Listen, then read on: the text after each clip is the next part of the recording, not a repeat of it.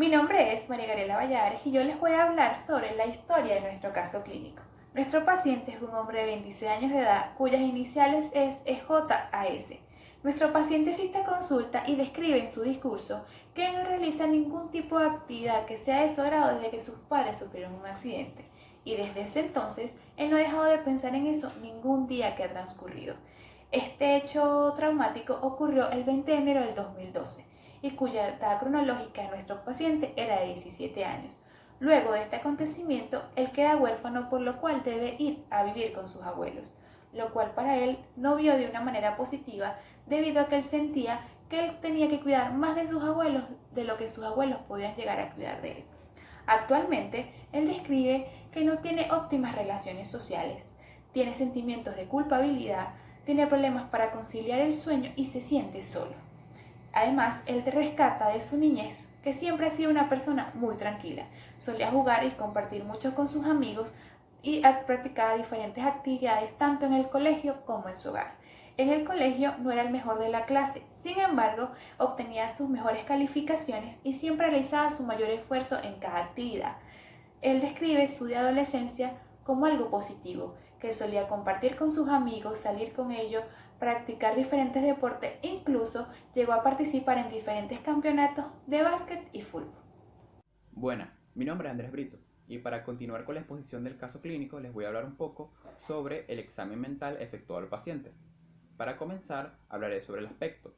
Encontramos que el paciente corresponde a una caracterización biotípica de tipo leptosomático. Posee una buena higiene, se puede observar una buena higiene en el paciente. Dentro de lo que es la vestimenta, encontramos que es acorde a su sexo y a su contexto. Y dentro de la actitud que desarrolló durante toda la entrevista, es de carácter colaborativo, aunque un poco tímido. Siguiendo con la parte de funciones cognitivas, encontramos que el paciente se encuentra en un estado de alerta vigilia durante toda la entrevista. Dentro de la orientación, su orientación alopsíquica, encontramos que conoce lo que es la fecha, que es día, mes y año en el que se encuentra actualmente, conoce y reconoce el lugar en donde se encuentra y puede especificar cómo llegó hasta ahí, o sea que se encuentra orientado alopsíquicamente. De acuerdo a su orientación autopsíquica, conoce quién es, conoce lo que está haciendo, conoce su nombre, conoce quiénes son los que lo acompañan, entonces se encuentra orientado autopsíquicamente. Dentro de lo que es la atención y concentración, se puede evidenciar que el paciente estuvo atento a todos los estímulos que se le presentaba, tanto a las indicaciones que se le estaban dando, como a su respuesta inmediata a estas. Dentro de su capacidad de lectoescritura, encontramos que el paciente puede leer y puede escribir sin ninguna alteración. Dentro de su capacidad visoespacial, el paciente puede expresar lo que son sus imágenes mentales y recrearlas físicamente. Para esto se le indicó que hiciera un dibujo y este pudo representar todos los objetos que se le dieron en el dibujo. Dentro del pensamiento abstracto, encontramos que lo posee un correcto uso del pensamiento abstracto, ya que se le dio ejemplos tanto de diferencias como de semejanzas, y pudo acertar en tanto las semejanzas como en las diferencias de manera lógica.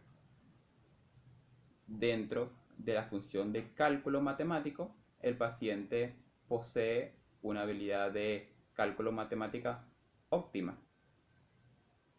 En el área de sensopercepción encontramos que no hay ninguna alteración, ya que no hay presencia ni tanto de ilusiones como de alucinaciones. Sus 5 sentidos se encuentran funcionando correctamente. Dentro del lenguaje encontramos que no hay ninguna alteración oral, ninguna alteración en el lenguaje escrito o en el lenguaje mímico. Continuando con el área de psicomotricidad, encontramos que el paciente sostuvo un lenguaje corporal durante toda la entrevista, un poco temeroso, no hacía contacto visual, aunque sí respondía a las preguntas, muchas veces utilizaba y acercaba sus manos, y además de esto estaba un poco pendiente de lo que eran los estímulos que se encontraban en el área, muchas veces alejando su atención de la entrevista.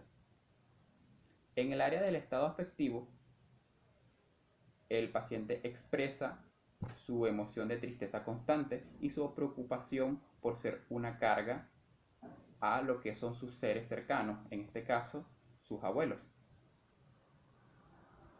El paciente se le preguntó cuál es su estado predominante, su estado emocional predominante, y expresa que es la tristeza. Dentro de lo que es el juicio, encontramos que el paciente tiene un juicio acorde y lógico, ya que se le presentaron situaciones en las que tenía que expresarnos qué haría dependiendo de la situación, como por ejemplo, se le preguntó qué haría en una salida de campo y qué no podría hacer en una salida de campo, o otro ejemplo que se le puso fue qué puedes hacer durante una clase y qué no hacer durante una clase.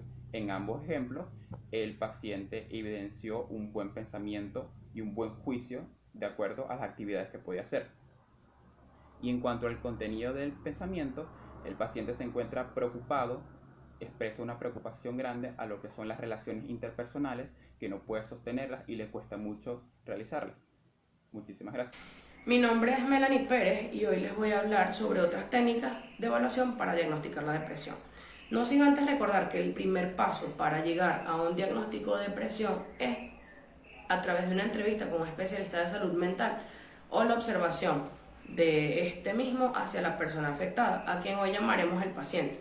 Sin embargo, la psicometría nos ofrece una cantidad de herramientas a través de test que pueden ser aplicados a esta persona para verificar si realmente se encuentra deprimido. En este caso, yo les voy a mencionar 3 de los test más utilizados en la actualidad, que vienen a ser el test el inventario de depresión de Beck, la escala aplicada de Hamilton para la depresión y la escala de calificación de depresión de Montgomery-Åsberg.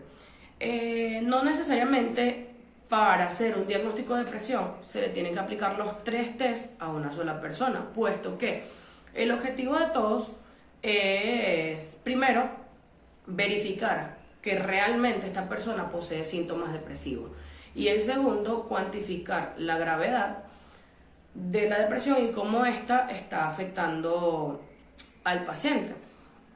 La aplicación de los 3 es prácticamente la misma, el único cambio es que tienen diferente número de ítems o de preguntas. En el de Beck encontraremos 21 ítems, en el de Hamilton puede variar entre 17 y 24 ítems, y en el de Montgomery-Åsberg solamente encontramos 10 ítems, pero todos estos ítems van dirigidos a evaluar el estado emocional o la escala de sentimientos de este paciente durante las últimas 2 semanas, y al final de todos estos test vamos a obtener una sumatoria que va a variar de 0 a 63 puntos y nos va a decir qué tan grave o qué tan deprimida se encuentra esta persona.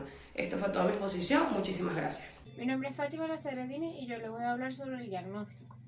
En el presente caso se presenta un trastorno depresivo mayor sostenido en el tiempo durante 9 años, con la presencia de los síntomas tales como los sentimientos de culpa. El paciente relata que desde que sucedió el accidente, él no ha dejado de pensar en lo sucedido. Por lo tanto, ha estado pensando en cómo pudo haberlo evitado. Estos pensamientos suelen aparecer por lo general en la noche, lo que le ha causado insomnio. También desde ese día se ha aislado socialmente de todas sus amistades y prefiere pasar tiempo en su casa. Y también ha perdido el apetito. Desde ese día él no come como lo hacía antes. Come muy pocas veces el día. Gracias. Mi nombre es Gabriela Márquez. A continuación les hablaremos del plan terapéutico y sus recomendaciones. Se comenzará el día lunes 22 de marzo del 2021. En esta primera sesión, el objetivo será detectar las creencias irracionales y distorsiones cognitivas del paciente. Se utilizará la estrategia psicoterapéutica cognitivo-conductual, como también la técnica del ABC de Albert Ellis. En los recursos se utilizará lápiz, papel y recurso cognitivo del paciente. En el procedimiento se aplicará la técnica del ABC con la finalidad de identificar cuáles son los pensamientos más recurrentes y la magnitud de estos. El resultado esperado de esta primera sesión es poder reafirmar dichos pensamientos y la conducta procedente de los mismos. El día martes 23 de marzo del 2021 se dará inicio a la segunda sesión. El objetivo será cuestionar sus pensamientos irracionales y se utilizará la estrategia cognitivo-conductual. Se aplicará la técnica mayéutica, diálogo socrático, como también se utilizará el recurso cognitivo del paciente, para luego en el procedimiento proceder a cuestionar mediante preguntas y la ironía. El resultado esperado de esta segunda sesión sería descubrir conceptos que estaban latentes en su mente. El día miércoles 24 de marzo del 2021, el objetivo de esta sesión será empatizar de una forma más profunda con el paciente. Se hará uso de la estrategia psicoterapéutica cognitivo-conductual, como también se aplicará la técnica de autorrevelación o modelamiento. Se utilizará el recurso cognitivo del paciente y como procedimiento se revelará algo propio pero que esté relacionado con la condición del paciente. El resultado esperado de esta tercera sesión será sustituir sus pensamientos irracionales y como también posibles conductas a partir de la autorrevelación.